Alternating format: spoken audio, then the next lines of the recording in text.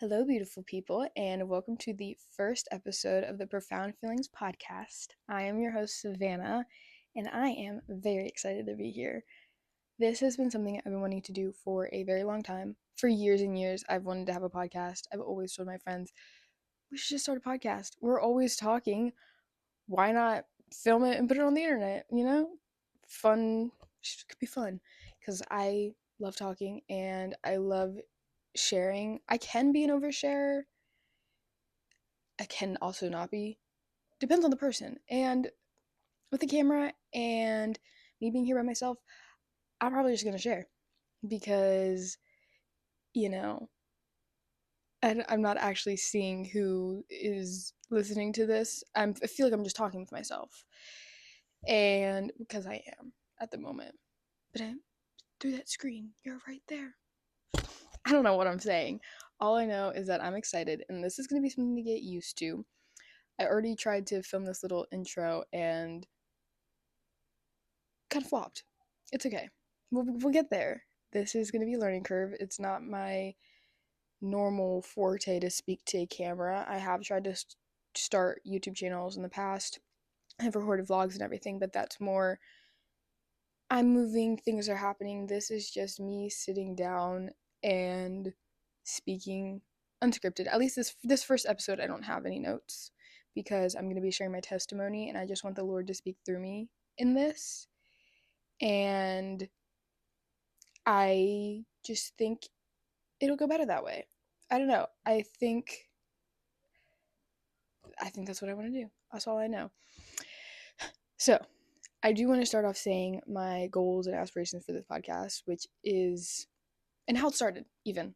Because I already was saying that I've always wanted to start a podcast and I've tried to start YouTube and everything, but I realized that in all of those tryings and those things I was always glorifying myself and it was all for me. And as I've grown closer to the Lord in this past year or so, all I've been wanting is for what I do to glorify Him. And I have such a passion to share the gospel and to just talk about the ugly things and the things that people don't want to talk about, especially in the faith and Christian space, because there is so much that people get so scared to talk about. And I like talking about it. I want to be able to bring on friends and family around me who have their own journeys with the Lord and can speak into these things as well. So it's not just me speaking all the time. And to get those other viewpoints other than just my own. So that's a little bit of what I want to do. And obviously this is a faith-based podcast, if you couldn't already gather. But so everything I talk about, even if I speak on mental health and anxiety, depression, or eating disorders, or anything of the world, maybe even politics, if I so desire, all of those things are going to be rooted in Jesus, and He's going to be brought in here somehow because He is the author and the finisher, and He is everything. He will save you, and that I plan on. I'll give you a little this first episode is going to be my testimony because I think that's the best way for me to start this so you guys can understand where I'm coming from in all of this. And then I want to bring on my next episode. I want to speak about the gospel and share the gospel because I find that would be a very strong foundation for this faith based podcast. Additionally, I thought I'd share about how I made the name for this podcast, Profound Feelings. And because I think it's a kind of fun little story, and that is this name was actually thought of many, many years ago, back when I was probably 10 or 11, almost a decade ago, maybe even a decade ago. I had wanted to make some form of a small business, make soaps or bath salts and just homemade little things. So when I was conjuring up this business idea, I thought of the name Profound Feelings and I made a logo for it and everything. And then months ago, I was brainstorming, I name ideas for a podcast, this podcast, and nothing felt right. Nothing felt right. And then I was cleaning out a hard drive so that I could back up more photos onto it, and I found this old logo and name, Profound Feelings, and I said, that's the name of my podcast. That's the name of my podcast. It just felt so right. And then, I was thinking of why does it feel so right? And it's because the love of Jesus is truly one of the most profound feelings ever. You will never understand it. And it's beautiful, and it truly is profound, and all these feelings we feel day to day should be considered profound because we are feeling things. And I think that love is so powerful and can truly defy all odds, which it did. It saved us. I had this thought, I think yesterday. I've been going through a tough time in my life at the moment, and I was, thinking how I've always thought, love defies all odds, and love is so important, and it truly can break through barriers. And you hear that in film and in TV and in books all the time. And I thought, it's because love has saved us. Jesus died on the cross because of how much he loved us, dirty, nasty, rotten people who he never even knew yet. He died for people before and after people who would never believe in him. He died because of that one small chance that they would believe in him. And it's just love. And it's the definition of love is that sacrifice. And I just find that so beautiful and so moving and profound. It's a profound feeling. And that feeling of love that he can instill in us, I've never I never knew I could love the way I love since finding Christ. And I think that's a perfect segue into talking about my journey with the Lord. So, we're going to start from the beginning, and that is that I have always grown up in a Christian household. When I don't know, I think my dad was no longer he wasn't a deacon. It was kind of like a deacon. It was like one little peg below. I always forget what it's called. I think he had already stopped doing that by the time I was born, or he finished right around when I was born. So, to preface, I'm the youngest of 6 kids. 4 of those siblings are my half siblings. I only have one full sibling, and he is 8 years older than me. So that's my closest sibling. My oldest sibling is 22 years older than me, I believe. And so I never really grew up in that big household, a family of 7, 8. I can do math. I never grew up in a family of 8. The most siblings I had in the house at a time that I can remember was 2. My 2 oldest siblings were out of the house. I know one of them had a kid.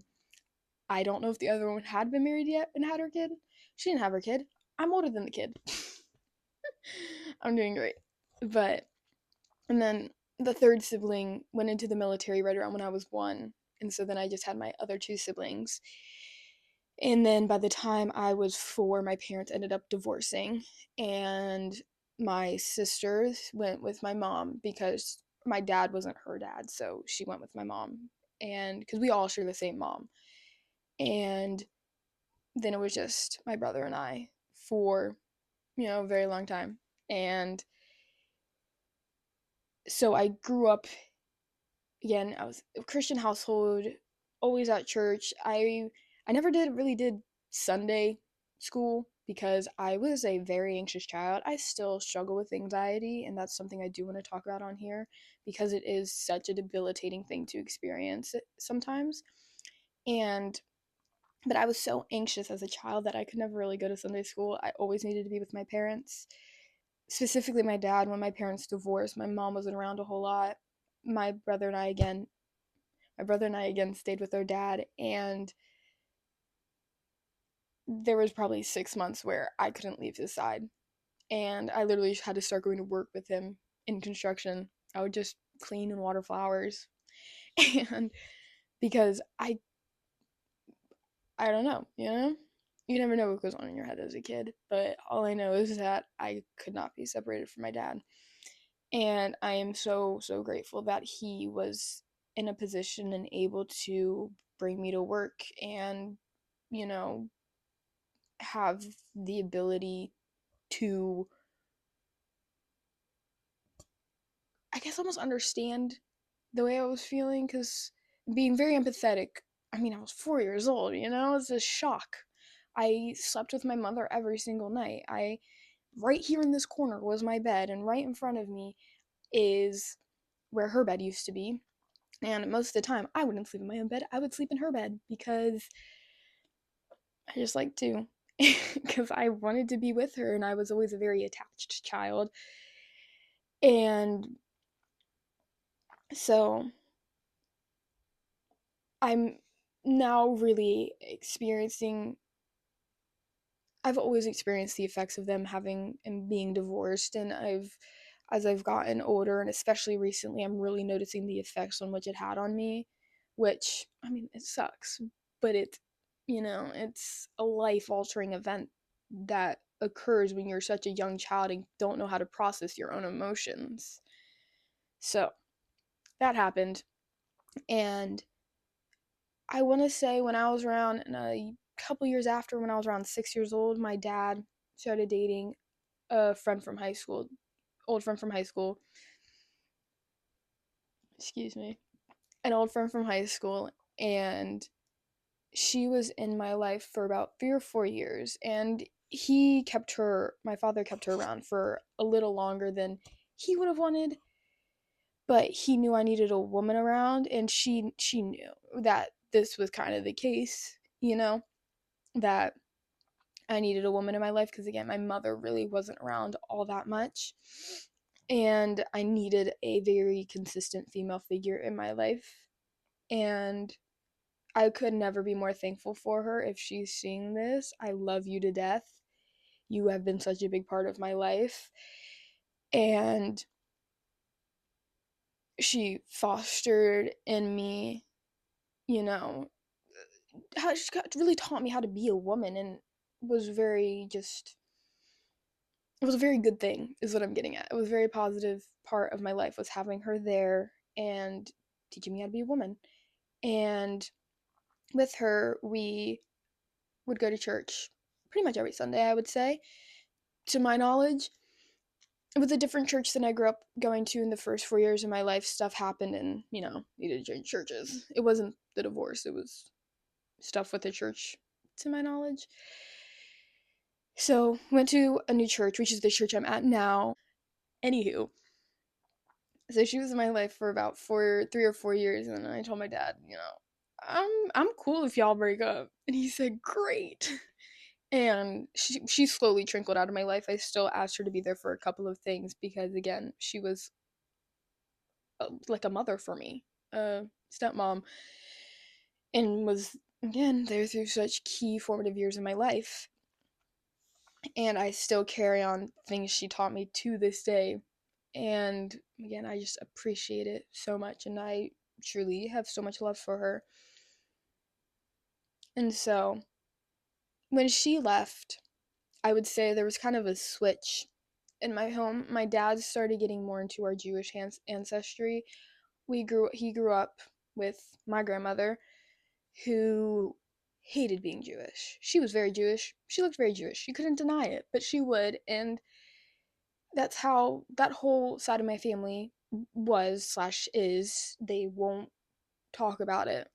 And, we never got stories. I had grandparents, great grandparents who grew up as Jewish kids in the Depression and during World War II and everything. And I just never, I mean, neither me nor my father got to hear those stories. I don't really know anybody who knows any of the stories except the people that these events happened to. So, for my dad, he grew up with a lot of shame around being Jewish. And I know I don't look Jewish. I have a very small percentage compared to the rest of my family. And I think it's because even my brother has more than me, almost double. And I think it's just because my mom has no Jewish in her, and I'm a female, so I got a little bit more of my mom than my dad, and my brother got a little bit more of my dad than my mom. You know how it works. But I digress. My dad started getting more into our Jewish ancestry and taking a Saturday Sabbath, but he needed to work 6 days a week. And so I don't know. It just all of a sudden we weren't going to church every Sunday. I even before then, my dad would let us have the choice of whether or not we were going to church. He would never force it, but me and my brother and I were always very willing participants. And we would go, and I know I've always felt the Lord in my life, and he's always worked in my life, which I'll get into a bit more. Again, I'm just dragging y'all along, roping you in, back at it with my incorrect euphemisms. I don't even know if I'm using that word correctly, guys. Help. So he started keeping the Saturday Sabbath, and he needed to work 6 days a week. So we just weren't going to church on Sundays anymore. It was very much.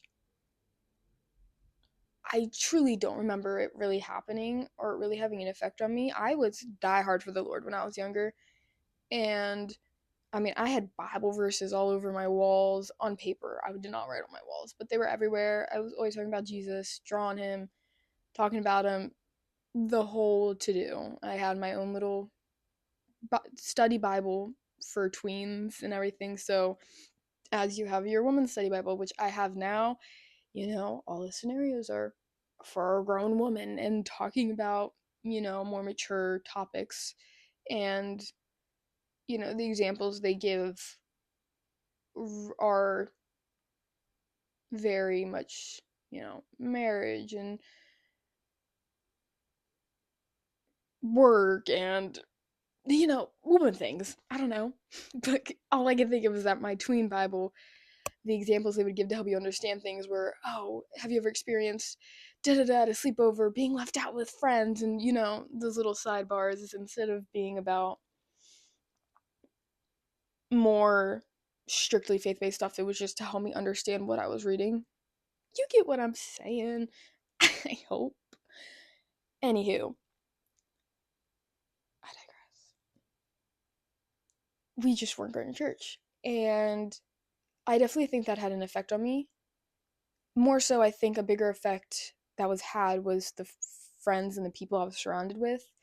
My whole life, up until the past year or two, I have dealt with horrible toxic friend groups and people very far from God, and or people who would claim the name of Jesus and they didn't show it. And I just grew up with the same few friends, and we'd fight and not be friends, and then we'd make up, and then we'd fight worse, and then we'd not be friends, and then it would just, all explode in my face. I've experienced that since elementary school, and my own friends were the ones bullying or teasing me, and I didn't even realize till now, or not even now, but over the years, I started noticing more and more just how much of it wasn't kind, playful banter. It was true harm and wanting to make me feel less than and insecure, and the amount of times they were talking behind my back. And it's horrible things that nobody should ever go through, not even just a child. I was about to say no child should go through it, but nobody ever should go through that. And it's breaks my heart. I have so much grace. I have grace and love for them, and I forgive them for what they did, because they too were just broken people. And seeing I just pray that they do find the Lord and that they have a prosperous life. That is something that I've had to learn how to get through, is forgiving the people who have done me wrong, and knowing that, it says that vengeance is the Lord's. It's his, and that we're not meant to seek vengeance on anybody. We're not meant to hold bitterness or anger towards anybody. We're to just let the Lord have it. And it's taken me a minute, but I have gotten there, and it truly is beautiful. And especially when you realize that everybody is broken,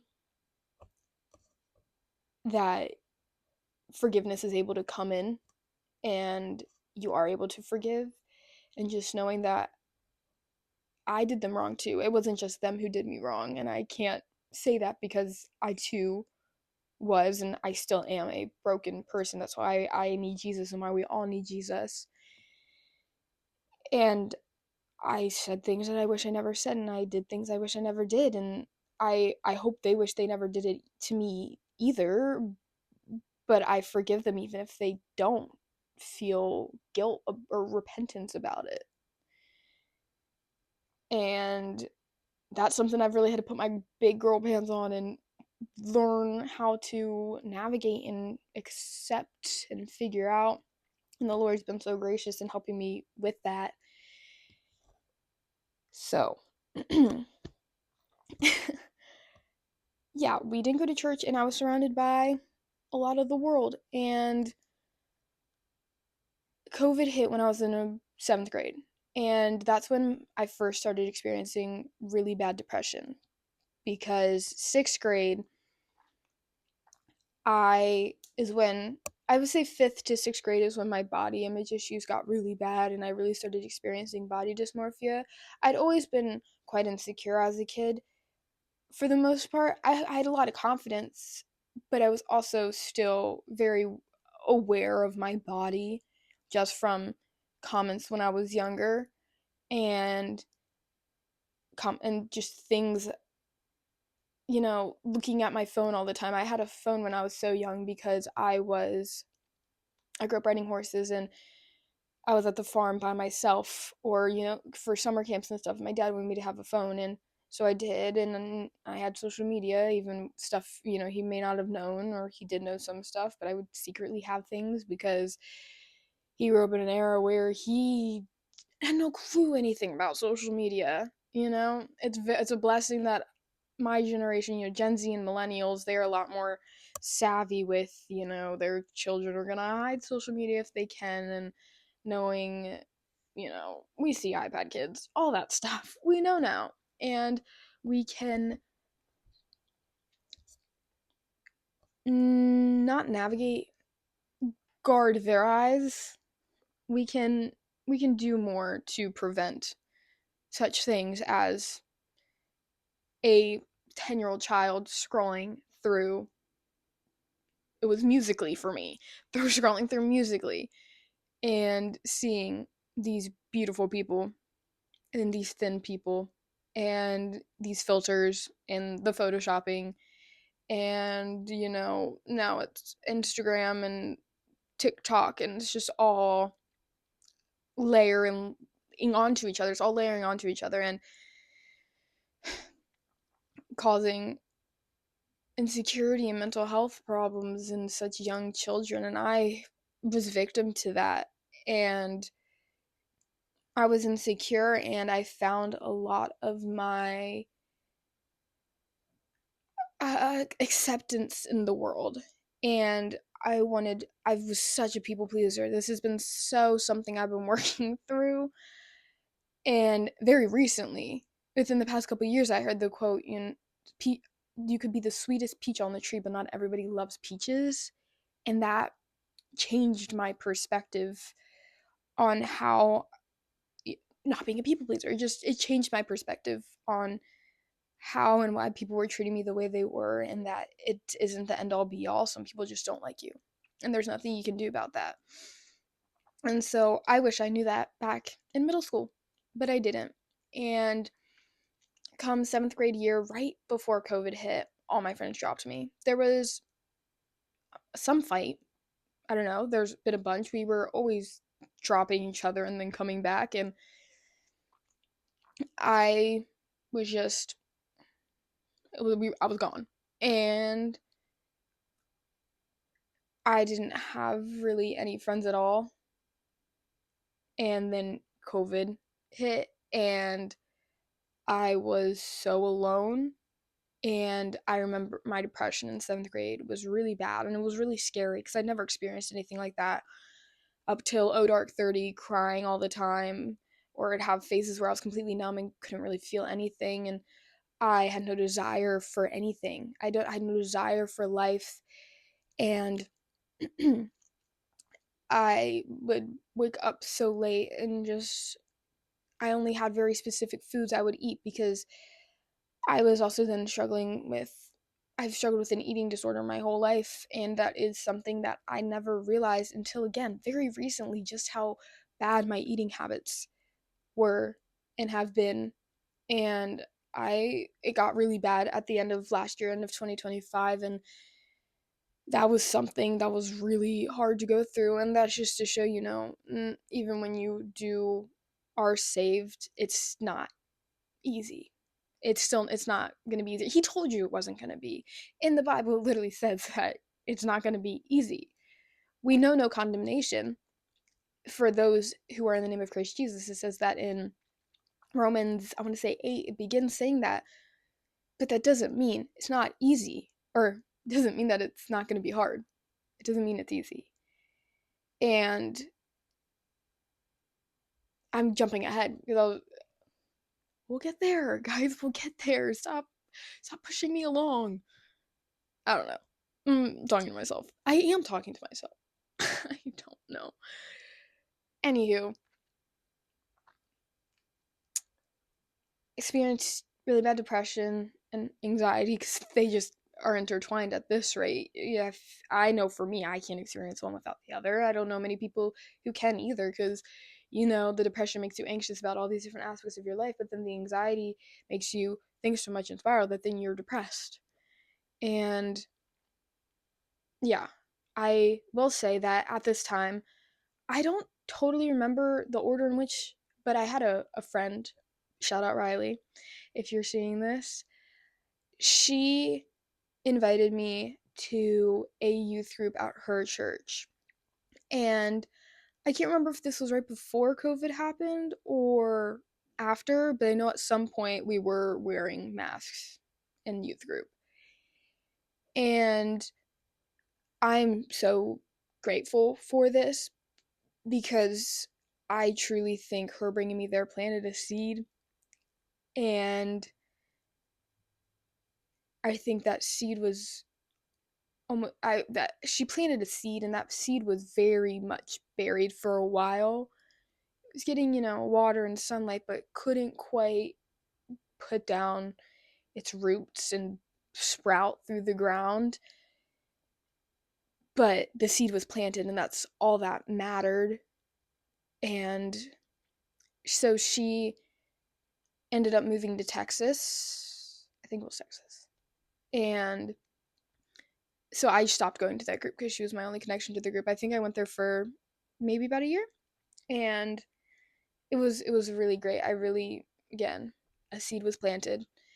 But after that, I didn't step foot in church for years because we never went for holidays because, again, we were following a more Jewish lifestyle. So I've grown up not eating pork and not doing Christmas and not doing Easter. And that's something I do want to get in and speak more on because that is still something I am myself trying to navigate, is how to, what I'm supposed to follow and do as a believer and as somebody whose faith is in Jesus, whether or not the Torah should, how much it should be part of my life, if at all.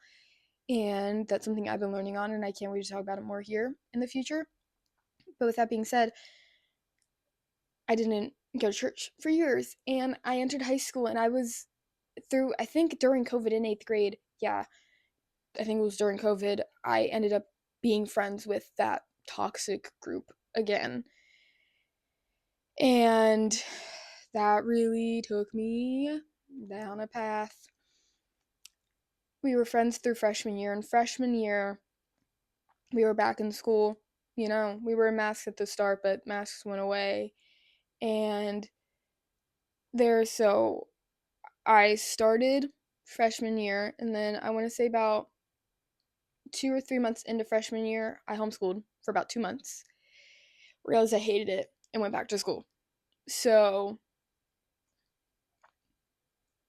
I went back, and I never lost this friend group. The friend group actually got huge. There were so many of us at a point, and I was just, we were always hanging out.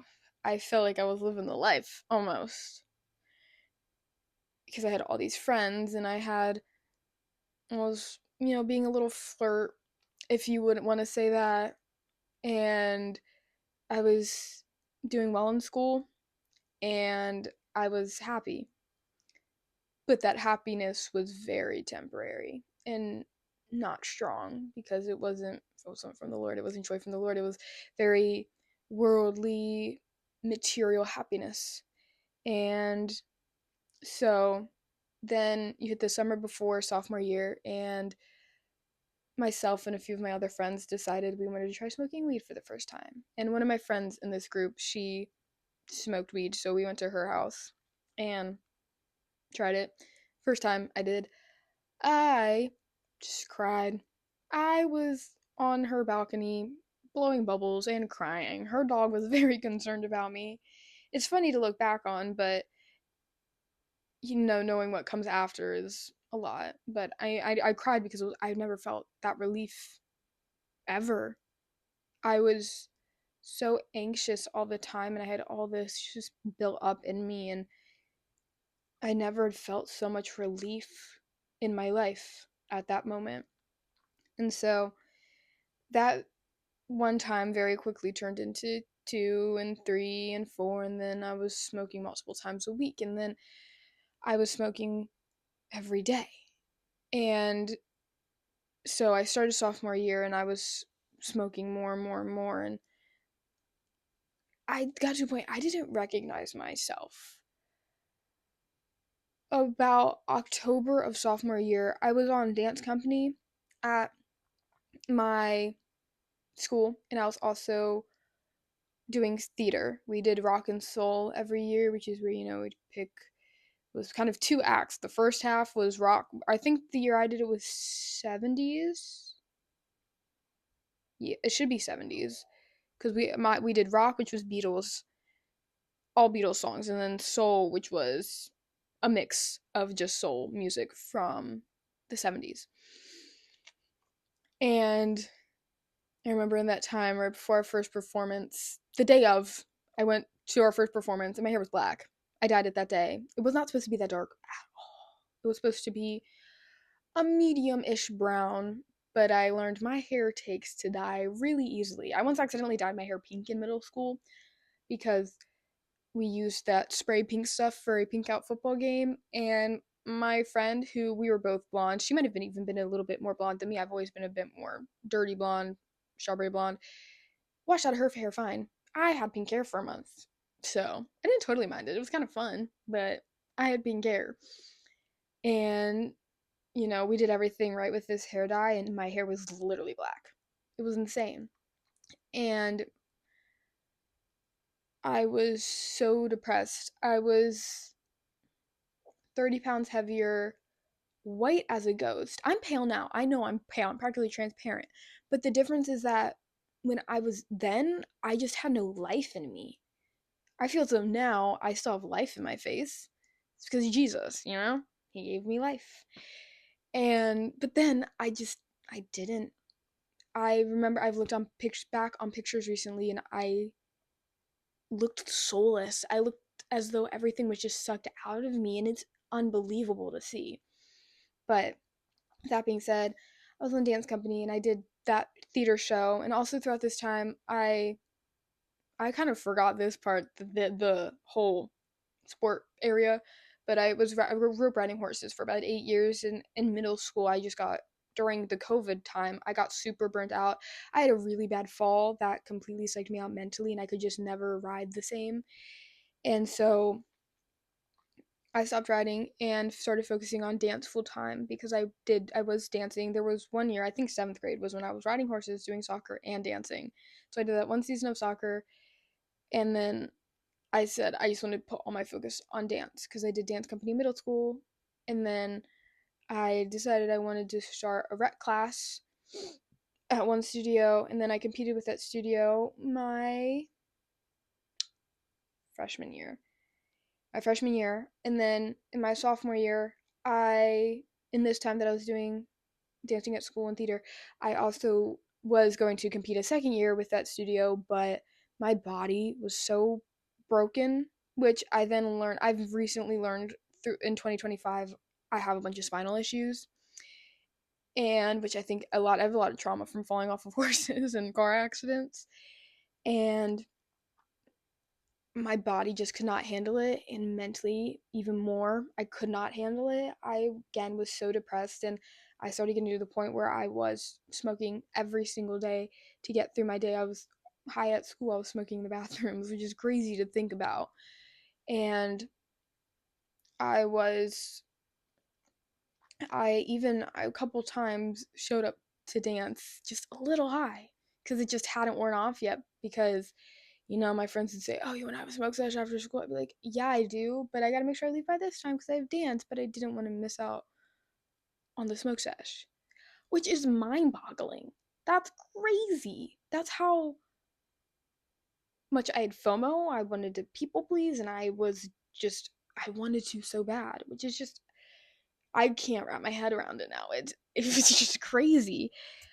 But hold on, let me fix the way I'm sitting. I'm not comfortable. I was slipping. Okay, there we go. Okay. So these are my knees, guys. Just ignore it. It's fine. Just ignore it. But anyway, I got to that point where I couldn't even go to school. I dated a boy in December of it was my sophomore year, so December of 2023. We dated for December 2 through January. We dated. And in the middle of January, I ended up quitting dance company because I mentally couldn't take it. And my only focus was school. I actually was working at this time. I worked at Aerie and American Eagle, mostly in the area. The only time I really worked at American Eagle was when we were cleaning up after closing, but they're connected. And so I started that job in December 2023, and I worked it through March of 2024 because in March, I think that's when I hit the darkest point in my life. So backtrack just a little bit. I started working at Aerie around December 17th, 20 something area, and 2023. Started dating a boy at the middle end of December, and then it was the end of December.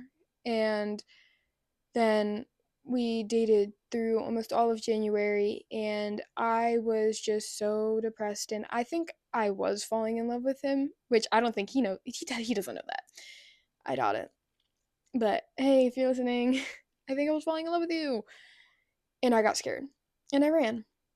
And because that's what all I did at the time was I always ran from everything that got hard and that I was scared of. And I was not mentally prepared to be in a relationship. For a month, he was the only reason I went to school. But then again, I just got so depressed that he couldn't even get me to go to school. And also, it really was just me being scared. I remember he tried to hold my hand in the hallways, and I got so icked out. I hated the PDA, or the fact that he was holding my hand in a school hallway. I just couldn't handle it. And that moment, I said, I gotta break up with him. That's how my brain went, which was crazy to think about. I don't know.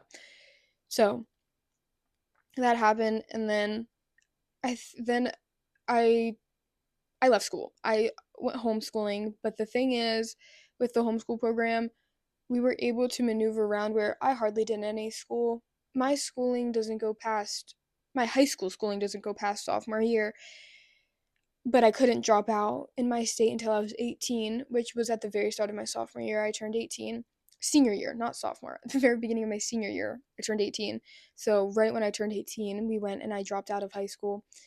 And in those couple years so my junior year, I ended up competing again at a new studio, and which I had tried to start dancing at during my sophomore year when I was really depressed, and I just mentally couldn't do it, and also again my body was still physically unable to.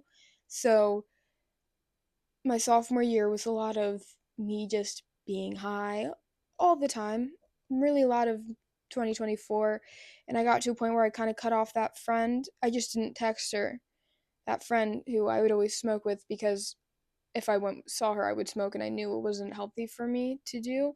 So I probably halfway through 2024 went sober, for a bit, and I'm trying to make sure I'm getting all the pieces correct. So, hold on. Give me a second. I think I have my years wrong. It's 2026 right now. I was in sophomore year 2022. Guys, I've been wrong this whole time. I'm 19, by the way, just let y'all know. So I was 15 in 2022.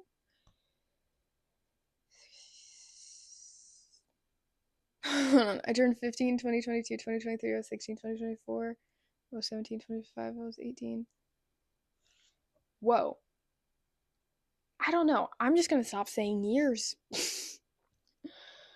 I'm just gonna say what grade I was in. Or my age. Because why is this so hard? It was 2022 to 2023 was sophomore year.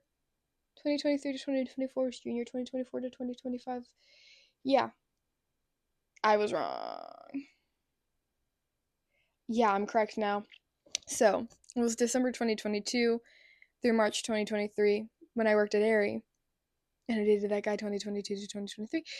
And so, yeah, then all of 2023, halfway through, no, more towards the end, actually, I ended up getting sober. Because I remember on my 18th birthday in September of 2024, I ended up smoking weed again. And I had almost been a year sober then. And I did it because I was anxious. And so, again, let me backtrack. Guys, I'm sorry if I'm all over the place. You're just gonna have to deal with it. I didn't make notes for this. So, in 2023, I, again, was the worst of the worst. I spiraled so far and was so depressed. And how did I get so breathless? So, yeah, 2023. At the end of 2022, I stopped being friends with a lot of people that I was friends with. Got so toxic that I wasn't really friends with any of them anymore.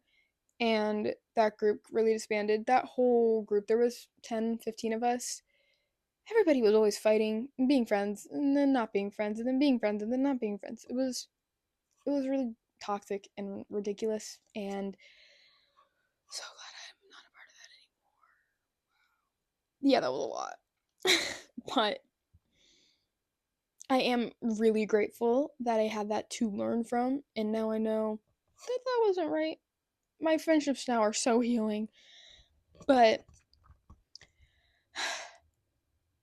I was sober for a little bit, and 2023 is a big blur.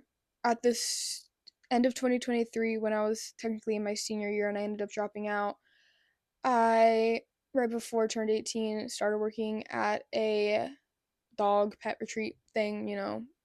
People bring their dogs there and some cats, but we hardly had cats. Had brought their dogs there for when they were on holiday, or they would bring them for the daycare stuff. So I only worked there a couple weeks because I got so sick at that job. The chemicals we used and the dogs, and really aggressive dogs, and I would be working, you know, 6:30 in the morning, work an 8-hour shift, and then go from 4:35 p.m. until 9 p.m. at the dance studio, which I was at 6 days a week, and still have to try and find time to do any possible school, which I didn't really ever do. My high school schooling pretty much stops at sophomore year, as I said. But fun fact, in those years not doing school, I felt so smart. I actually learned so much, and hey, I'm in college with a 4.0. Thank you very much. That's what I'm talking about. Although I am taking math right now, so I can't promise I'm keeping that 4.0. Math makes me want to cry. I've been procrastinating it so hard because it just, oh my gosh. I digress. Just ignore that little tangent. Sorry, there was a fuzz. I worked at this pet retreat for only a couple weeks, and because it just got too much. And so I then competed No, this was my junior year. So I was just about to turn 17. I was 16. That's so right. That's so right, because I didn't have my license yet. I'm doing great, guys. I have no perception of time. It's really bad sometimes. We're getting better. It's okay. I've also been talking for about 47 minutes at this point, so I think I'm losing my mind a little bit, but it's okay. We'll make it through. I'm just trying not to make this too long, but it's gonna be long. That's also because I keep getting a little distracted. Just ignore it. So yeah, I worked there my junior year, turned 17. There we go. And then I worked. Nope. I danced and I competed my junior year, and that took so much out of me. It took everything out of me, and I knew I for a fact was not competing my senior year, and I was fine with that. And so I didn't dance for most of my senior year, for half my senior year, because my body was so broken. I started working at a Dick's Sporting Goods in my area. I worked there for about 6 months, actively working there. I was employed there a little longer because I ended up having to go on leave because I got really injured, which 2025 was not my year, okay? Let me just say that. It was not my year. But let me backtrack because I forgot just how important 2024 was, because in August of 2024, this is where we get really good. I decided, I'm gonna go to church all by myself. So I did. I got in my little car, put on a cute little skirt. I put the skirt on before I got in the car, drove to church, and oh my gosh, that service, I was bawling my eyes out. I bawled my eyes out. The first few times I was at church again, I just sobbed every time during worship. It was a lot for me. But that first time I went back to church, I got connected and I found a Bible study, and I didn't end up going until the beginning of September. I think it was September 3rd that I went. And so that Bible study is a big part of my life. I just have to say that. It's truly, those people mean the world to me. I love them to death. They're a big part of my walk. And so I started going to that group, and then on my birthday, so only a couple weeks after starting to go to that group, I ended up smoking weed again. Not a good idea. It was my birthday. It was stressful. My car got locked in a parking garage. I had to call the police. Everything was going wrong. It was rough. So that happened, and one of my friends who she smokes, and I said, "Yo, give me a little something." So I said, "Can I take it?" So I did, and she gave me a cart, not a full one. It was just a little bit left. She said, "Here, this can be part of your birthday present." And I said, me at the time said, "Wait, yay, great." And so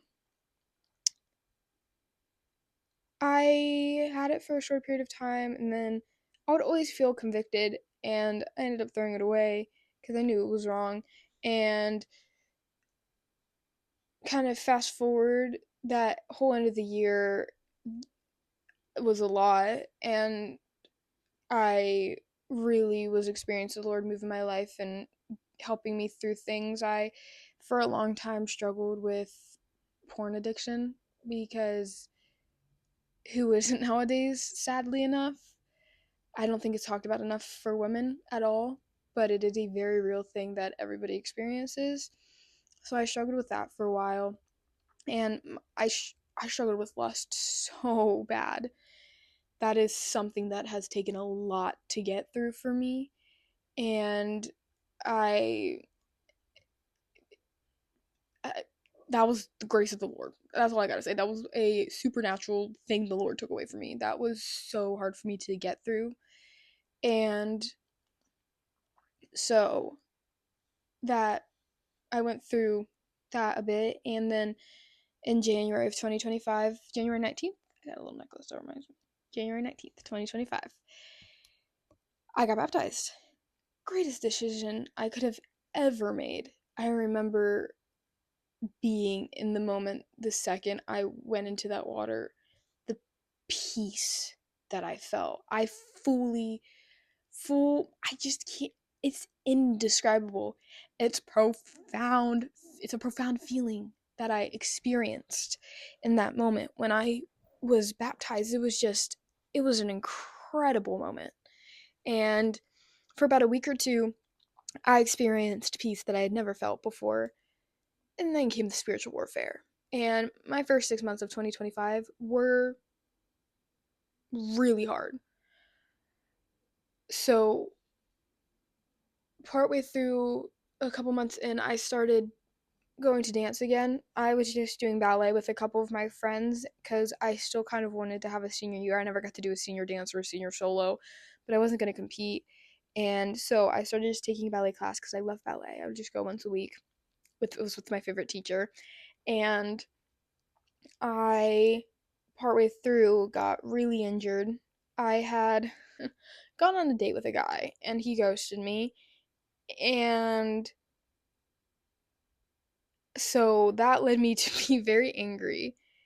And because there was a section of my year where I had felt anger like I'd never felt before, I became very angry for some reason.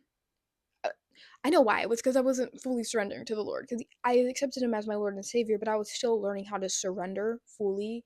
I was really lukewarm there for a second after I got baptized. And so he ghosted me. I was still occasionally smoking, I think. I know I was struggling with it a bit. And I I got angry and I lifted really heavy in the gym with some back issues. My 2025 there was all but maybe 2 months of the year where I wasn't in the doctors. Beginning of the year, I got diagnosed with postural orthostatic tachycardia syndrome, which is just basically I got some heart rate issues and my blood vessels basically don't contract properly when I stand up, and it's a whole thing. I want again another episode idea. Yeah, I'm making you guys follow along. You don't have to. I'm not going to force you. But just that affected my mental health really bad because it impacted me doing a lot of things. And so between that, the next day after I lifted, I had a ballet class, which is when I felt the injury happen because I remember feeling something kind of tweak because I never liked to work out my arms and my back before ballet because of back issues I was having because I was in and out of PT this year as well. And so the but I wanted to go to the gym and lift because I needed to get some frustration out and I needed to work my back because I hadn't worked in so long. So that happened, and then we were also moving a bunch of displays at work, and I was carrying mannequins and heavy metal shelves and stuff, and all of that together led me to pull my pectoralis minor in my bicep head. That was a 6 to 8 month process of healing, probably about more 6 months. It was awful. There was a couple weeks where I physically could not use my arm. It was immobile. And so, again, that was torture. I couldn't go on any hikes, and ballet was really hard, but I was determined to get through my final few, to get my final performance. So, in 2 weeks, I had about 2 weeks' notice, and it ended up being more about a week of me choreographing my own senior solo and being able to perform it. And I remember getting off of stage and I couldn't hold my own neck up. I couldn't hold my own head up because my neck was so weak because of how bad it was my whole spine and just this whole it was awful. And then I had to do 2 more dances. And then the next day I had to leave for senior week, senior beach week, because my best friend and I were going to that. I just hung out with a couple of her friends when we were there. And so I think senior beach week was a very transformative time in my life because again, I was started getting to where I was feeling very far from God. My mental health was severely struggling because of, you know, injury, and I was struggling with sin in my life and struggling trying to overcome lust and being lukewarm, one foot in, one foot out, wanting to have a boyfriend and wanting to, I think, I don't know if I I wanted to smoke so bad and I wanted to use it to cope. And I was very inconsistent with going to my Bible study, and I was hardly ever going to church on Sunday. It was more I was just trying very weakly trying to let the Lord run my life. But in that week, it was my first time ever being away from my dad for that long. The most I've ever been away from my dad was a day or two, and and just away from home. And I was again injured. I was very not independent as I like to be. I'm a very independent person, and I anything I did just I was in pain, even just talking. And oh, I got really sick too right before beach week, and that made this worse because I was just coughing. I remember my senior performance. I had gotten 30 maybe minutes of sleep, maybe an hour because I was up all night coughing and in so much pain, and it was just torturous. So that happened. And then during beach week, I got so drained, and there was a day, I think it was Thursday, we were leaving Friday, and on Thursday we were supposed to go mini golf with a few of our friends, and my best friend and I got ready, and then nobody else, they were finishing up dinner, so we were just chilling in our motel, and I ended up falling asleep so fast. And she said, "Do you need to stay here?" And I said, "Yeah, I love you, Liz." She understood so well. But I napped for a little longer, and then what I did was, and this I was actually I was really struggling with my sin of smoking weed and getting high this week as well. I think I smoked pretty much every day of senior week. Nothing too crazy, not to the extent that I used to. It wasn't an all day thing. It was just, a little bit at night, or if we were, we would sit on the docks late at night and I would smoke a little bit. And still not good, but it was not to the extent that I used to. And I had even forgotten my Bible this week. I remember we were driving there and I said, I forgot to bring my Bible. And in the environment I was in, I just felt so distant from him. And I remember waking up while she was at mini golf after I slept a little longer, and I got in the shower because we had been at the beach. I just felt gross. And I was in the shower, and all of a sudden, I was on my knees in the shower sobbing and surrendered everything to the Lord. I just got goosebumps. It was an insane moment for me. It was truly it was crazy. And I felt everything get a lot easier from there. I remember once we came home and I was unpacking my suitcase and I took a couple hits of my weed cart, and I said, "Why am I doing this?" And I threw it away and I just immediately took the trash out. I said, "I can't do this." I've been sober since. I've been sober now 8 months. I've been sober 8 months, which is really great. And I wouldn't change it for the world. But then that last half of my year was just unbelievable. The amount of growth I've had in the Lord, it's indescribable. I remember probably, so obviously it was hard and I was going through a lot of emotional turmoil, but it was a lot easier to say no to sin. And I got to a point where I would think I would have my biggest issue was lust, and I would have a lustful thought and I'd rebuke it. And it got to a point where I hardly ever really thought of it ever.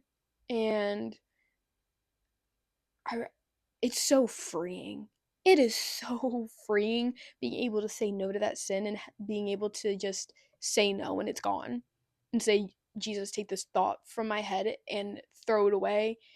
The amount of times, especially towards the end of the year, I really started struggling with under eating and disordered eating habits again, and I would have these thoughts and I just started to rebuke them. I say, I rebuke these in the name of Jesus. I plead the blood of Jesus over myself.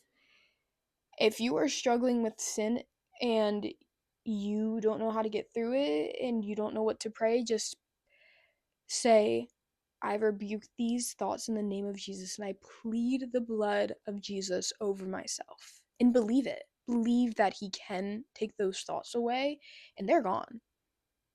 I mean, obviously not always right away. Some people, it takes a little longer for others because some of us are a little more, our brains, our brains are a little more stubborn. But it will work. And it worked. I can attest to it. I know it will because it worked for me, and I know other people it's worked for. And it's not something you need to be scared of in a way. It is something that you can get through. And to backtrack a little, I remember, just to give an idea of where I'm at, is I remember my 19th birthday was the best because there was worship night at my church on my birthday.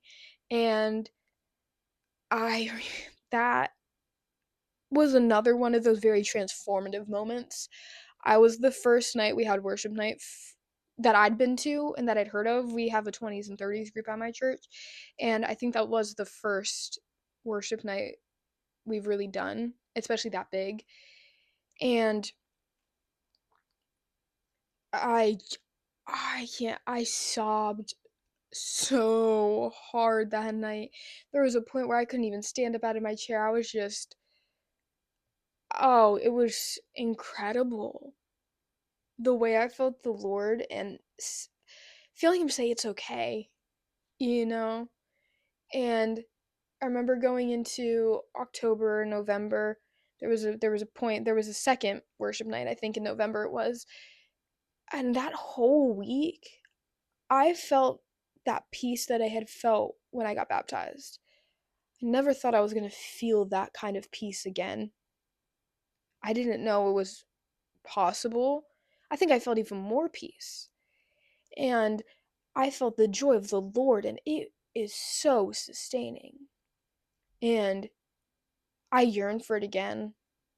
I'm kind of in a time in my life where I'm kind of struggling right now. I've been going through some heartache and a really intense change in my life, and I'm just trying to navigate through that. But for the past 3 months, I've barely missed a Sunday service, which is the most consistent I've ever been, even throughout all this year, or last year now. I was hardly going to church, and but now I go pretty much every Sunday. I've only really missed, even, well, it snowed and I even just watched online because we couldn't go to church. And I I don't know. The Lord has me in a season where I'm really learning how to surrender and rely on him again and again and again, and understanding how faithful he is, and how he can always give you peace and he can always give you joy. And I knew I was going to get emotional. And how he has a beautiful plan for all of our lives. And I know he has a beautiful plan for my life.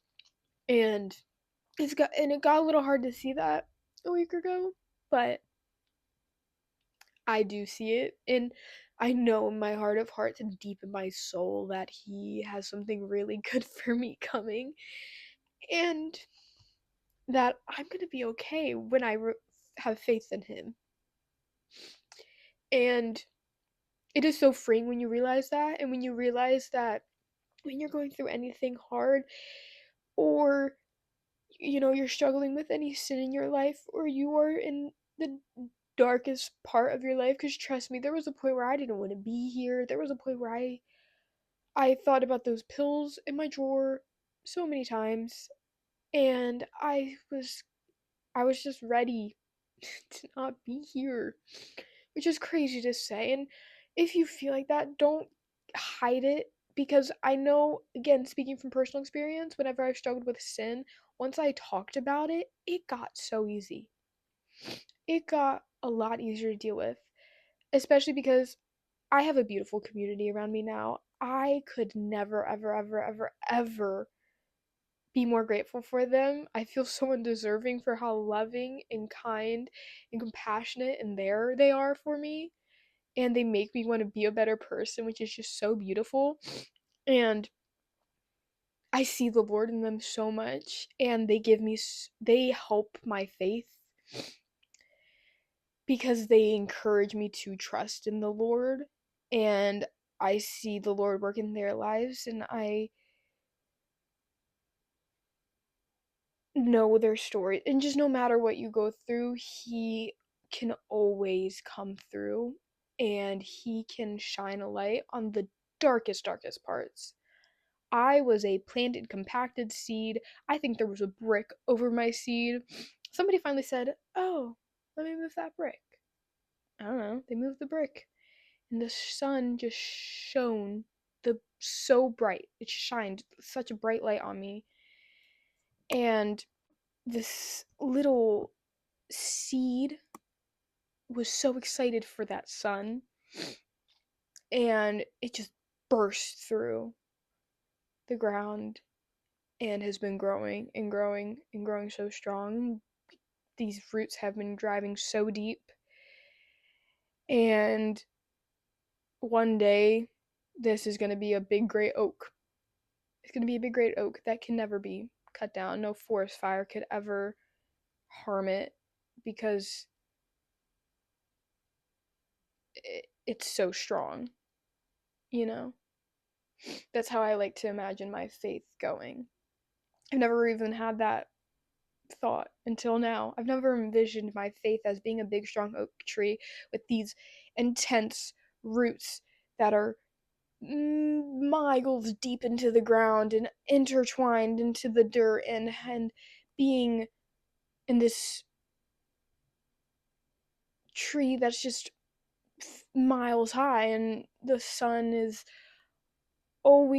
comes out every day, and that sun every single day gives that tree sustenance. That sun helps feed that tree and makes it stronger. And then there's days where there's rain and the sun seems as though it's not there. But once the rain clears, that sun feels so much warmer and brighter. And at night, when the sun goes away, that tree knows that the sun is going to come back. And the sun never fails. Never fails, no matter how dark it gets, no matter how long it is dark, and no matter how much rain or snow or sleet, no matter the tornado or hurricane or tsunami that comes through, the sun always shines. Even when it's a cloudy day, the sun is still there. You're still getting your vitamin D when you go outside, and you can still get sunburnt on a cloudy day because the sun is always there, even when you don't see it or feel it. But it always impacts your life. And this is a metaphor I'm thought of for the first time in my life. And I'm realizing how true it is. And I'm learning that I'm going to be okay because I have Jesus. And because he's really freaking faithful. And he's really cool. And he's so loving. And he's the greatest thing to happen to me. And I knew I was probably going to get emotional, but I wasn't expecting this. And I just hope that my testimony helps somebody out there. And I'm going to keep sharing in more detail throughout this podcast because I just want to help somebody. Because I know for me, what helped me were things in podcasts like this and influencers on the internet. I mean, I think Crew Ellington was the main one for a while, and his Secret Place podcast was really the start of my journey. And then I found Ashley Hetherington and Allie Yost and her Christ with Coffee on Ice and Emmy Moore Brookins and I and all these beautiful sermons and these pastors, the Philip Anthony Mitchells and the Lake Point Church guys and the Isabel Cameron show now and all these people who have made an impact on my life because of social media. I want to be able to do that for other people because I would not be right here right now if it wasn't for me finding those videos and for me hearing the gospel from them and seeing how much light and love that they had and how dark some of their stories got and how bright they are now and what the Lord has done for them. And I just want to be that for somebody, even if it's just one person. I don't care if there's just one person that watches this, if it makes an impact on their life. I don't care if it reaches 100 people. I care. I would care if it reaches 100 people and it doesn't impact anyone. If you gotta get where I'm getting. I just pray that the Lord speaks through me. And I believe He has in this episode because I realize things I never noticed. And it's truly the Holy Spirit that makes me think and believe and know these things because He He's engraved on our hearts. And we have the Holy Spirit when we accept Him, and that's just incredible and beautiful, and the fact that we get to have that is incredible, and I can't wait to talk about it more on my next episode. But I have been talking for an hour and 15 minutes. It's probably going to be a little shorter because there have been moments where I would yawn or I train left the station. But yeah, I'm really, really, really, really excited to see where this goes. And I've, for so many months, have had the Lord telling me that I need to do this. And there was a sermon at my church. And what did the pastor say? He said that when the Lord, something along the lines of when the Lord places it on your heart, you need to act immediately. And I haven't acted immediately, but the desire has never left my heart. And I know there's something that I have to say that needs to be said, or that the Lord has to say that He wants to use me to do. And I have faith. That's what I have. And I already feel, even after this episode, I already feel it helping my faith grow stronger. And that's so beautiful. It really is. So I really, really, really, really hope you enjoyed this episode. I hope everything made sense. I hope I spoke to somebody. I hope the Lord spoke to somebody. I hope the Lord is moving in your life. I pray that He is. And I pray that you aren't scared to let go and let Him move in your life. Because when you surrender, things change. And they change in the most beautiful way. I will see you all next week. Still not sure my uploading schedule. See you next week or the week after. But I love you all, and thank you for watching, and thank you for being here and sticking through to the end.